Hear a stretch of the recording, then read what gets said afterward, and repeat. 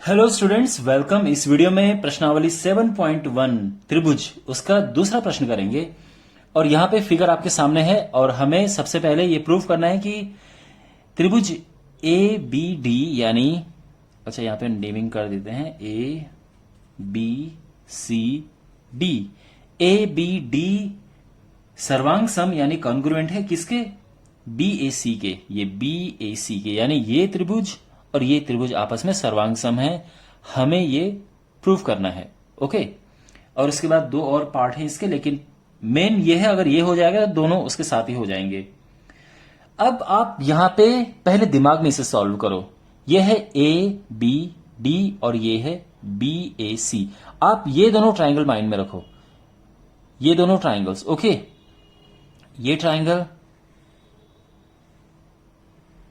और ये वाला ट्राइंगल, ठीक है, कीप दिस इन माइंड, ये वाला ट्राइंगल। अब यहां पे क्या है कि ये साइड और ये साइड तो इक्वल हो गई है, यानी इस वाले ट्राइंगल की ये साइड इस वाले ट्राइंगल की इस साइड की इक्वल है। ब्यूटीफुल। इस वाले ट्राइंगल का ये एंगल इस वाले ट्राइंगल के ये एंगल की इक्वल है। और ये जो साइड है ये यहां भी है और ये यहां भी है, दोनों में कॉमन है। तो यहां पे साइड एंगल और साइड, साइड एंगल और साइड, ये वाला रूल लगेगा और ये कॉन्ग्रुएंट प्रूफ हो चुका है। ठीक है, तो हम कहेंगे कि त्रिभुज ए बी डी और त्रिभुज बी ए सी में, इन दोनों में, अब क्या है इन दोनों में देखो, सबसे पहले जो ए डी है ये बराबर है बी सी के, और ये भी दिया है, आई मीन गिवन है ये। इसके बाद एंगल की बात करते हैं, तो जो एंगल ये डी ए बी है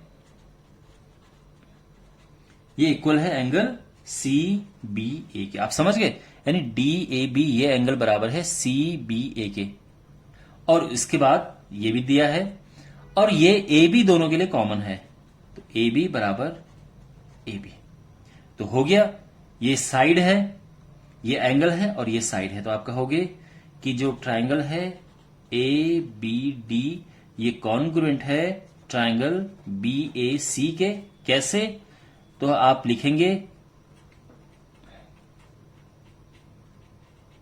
सर्वांग समता के एस ए एस नियम से। ये हो गया है, यहां तक सब क्लियर हो गया है। अब इसके बाद इनके सारे कॉरेस्पॉन्डिंग पार्ट्स इक्वल होंगे।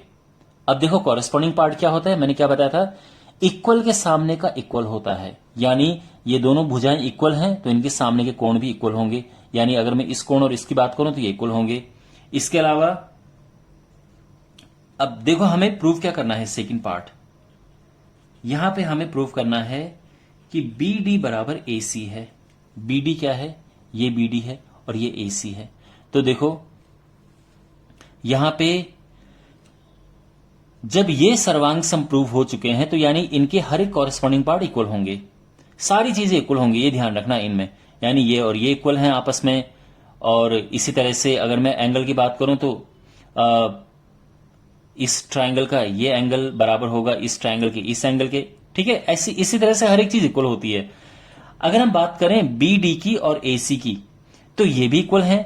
अब देखो जहां तक बात है आपकी नोटबुक में और एग्जाम में लिखने की, तो अगर आपने एक बार ये सर्वांग सम प्रूव कर दिया है तो आपको बस सीधे लिखना है कि ये इक्वल हैं किससे? सीपीसीटी से, बस। क्योंकि हमने इन्हें सर्वांग सम प्रूव कर दिया है तो जो ये है ये इक्वल होगा ये, और इसमें कोई एक्सप्लेन करने की जरूरत नहीं है कि ये इसके सामने इसका, ऐसा कुछ नहीं है। बस केवल ये लिखना है और सीपीसीटी से लिखना है बस। लेकिन मैं आपको बता रहा हूं कि ऐसा क्यों है। देखो ये एंगल और ये एंगल इक्वल है ना। इस एंगल के सामने की ये भुजा और इस एंगल के सामने की ये भुजा इक्वल होंगी।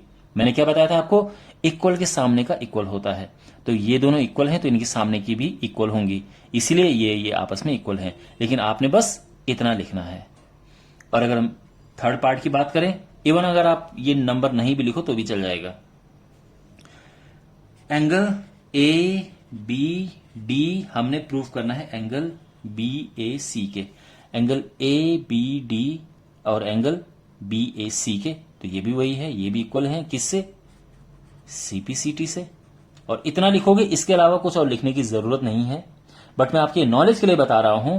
देखो माय डियर, एंगल ABD किसकी बात हो रही है? यहां पे ये इस एंगल की बात हो रही है, ठीक है। एंगल BAC किसकी बात हो रही है? इसकी बात हो रही है। और ये बोला गया है कि ये दोनों इक्वल हैं। तो देखो कैसे हैं। अब आप देखो दोबारा से इन दोनों ट्रायंगल्स को देखो।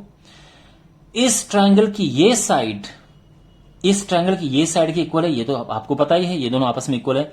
इसके सामने कौन सा एंगल बनता है? देखो इसके सामने ये एंगल बन रहा है ना, और इसके सामने ये एंगल बन रहा है। तो अगर ये इक्वल है तो इनके सामने के पार्ट कॉरेस्पॉन्डिंग हो गए और ये भी इक्वल होंगे, ठीक है ना। इक्वल के सामने का इक्वल होता है, और ये हमारा आंसर आ गया है। Okay, clear? वेल, मिलते हैं अगले वीडियो में। Take care.